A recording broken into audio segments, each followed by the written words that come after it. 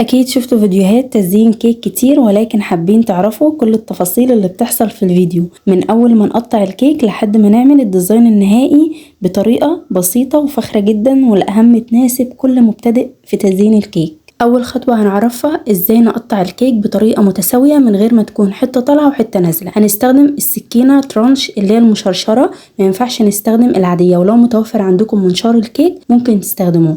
بحط السكينة وبحدد السمك اللي انا عاوزاه، وبعد كده بلف السكينة وايديا تكون ثابتة ما تروحش يمين ولا شمال، يعني تمسكوا السكينة وتكون بنفس توازن جسمكم، يعني ما تكونوش مميلين ولا يعني رافعين جسمكم، لا تكونوا مستريحين وانتوا بتقطعوا الكيك. قطعت الاربع طبقات مقاس 24 الكيك، عملته معاكم قبل كده بالمناسبه ب8 بيضات، وطريقه الكيك بكل تفاصيله هسيبها لكم في وصف الفيديو. المهم بعد ما قطعنا الاربع طبقات بنحاول نتخلص من الزياده اللي هي الفتافيت بتاعه الكيكه، فبنعملها بنفس الطريقه اللي انا بعملها كده بالظبط علشان نتخلص من الزياده. بالنسبه لبواقي الكيك فاحنا مش بنرميها ابدا، ممكن نعمل بيها كيك بوبس او ناكلها او نعمل بيها ترافل كيك، او تستخدموها في حلويات باردة او تسيبوها في الكيك لو حابين طعمها في الكيك، يعني على حسب رغبتكم. الخطوة اللي بعد كده هنحضر الكريمة، وانا عملتها برضو معاكم كتير قبل كده. انا استخدمت الحجم التورتة دي كوبايتين من الكريمة الخام عليهم كوبايتين ونص ل3 كوبايات من المية المتلجة، على حسب الكريمة اللي انتم مستخدمينها، ممكن تحتاج اكتر من كده لو هي متماسكة قوي. وعليهم 3 معالق من الباستري كريم، واستخدمت سكر كوباية وربع وخفقتهم مع بعض. انا عشان هعمل طبق بالشوكولاته في التورته فقسمت الكريمه نص بالشوكولاته ونص بالفانيليا،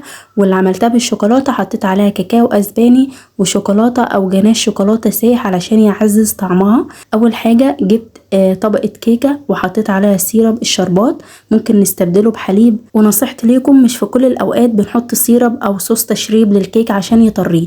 انا لما بحس الكيك محتاج فعلا بحط، مش محتاج على طول مش بحط له، مش قاعده عندي يعني. بعد ما فردت الكريمه بالسباتيولا او السكرابر او السكينه لو مش متوفره عندكم، بحط الطبقه التانية واحط صوص التشريب، وبقوم حاطه الكريمه. طيب ليه انا بحط الكريمه في كاس حلواني؟ مش بعملها كده عشان انا عاوزه طبقات الكيك تكون متساويه، وبحس ان الشغل بيكون مرتب ومنظم اكتر. بعد ما فردت كريمه الشوكولاته حطيت شويه من شوكليت شيبس، ممكن صوص شوكولاته او جناش او اي مكسرات انتوا بتحبوها على حسب ذوق اللي هياكل الحاجه دي. لو ملاحظين في كل طبقه كيك وما بينها كريمه انا بضغط عليها بالسكينه علشان خاطر اساوي الكيك، لازم نعمل الحركه دي عشان ندي توازن ما بين طبقات الكريمه. الخطوه دي مهمه جدا لان هعرفكم فيها ازاي تجلسوا الكيك بطريقه متساويه من غير ما تاخدوا ساعات في تجليسها. اول حاجه حط اول طبقه من الكريمه، يعني طبقات الكيك تكون باينه، وبعد كده دخلوها الفريزر لمده ساعه. اول ما تطلع من الفريزر على طول بنحط طبقه حلوه قوي من الكريمه ونجلسها بالسكرابر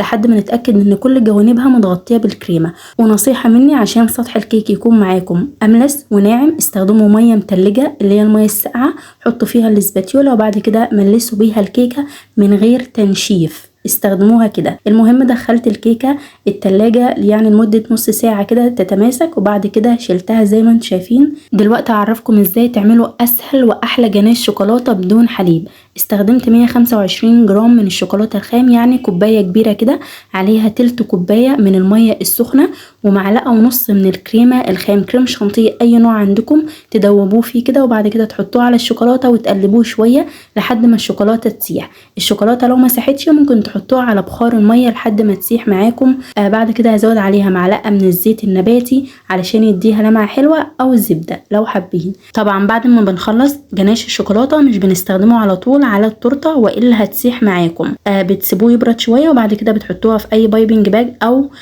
كيس تلاجة، اي حاجة تنزل خطوط كده من الشوكولاتة، وبعد كده بدخله التلاجة شوية. عاوزة اقول لكم ان كل ما بنسقع وبنبرد الكيكة في التبريد بيديها طعم احلى بكتير صدقوني. اخر حاجة عملتها روزيتات من كريمة الشوكولاتة، وده الشكل النهائي ليها. لو حابين ممكن تكتبوا عليها اسماء بالشوكولاتة، بنستخدم فيها السيليكون بيكون على شكل حروف او ارقام. واخيرا ده الشكل النهائي للكيكة بتاعتنا. اتمنى من كل قلب تكونوا حبيتوها، وقولوا لي في الكومنت لو حابين سلسلة من الفيديوهات زي ديت او حابين الفيديوهات السريعة. لو حابين الفيديوهات دي ممكن تقولوا لي تحت في الكومنت، واكتبوا لي عن اي سؤال انتوا حابين تعرفوه في الكومنتات وان شاء الله هرد عليها. اشوفكم على خير في فيديوهات تانية.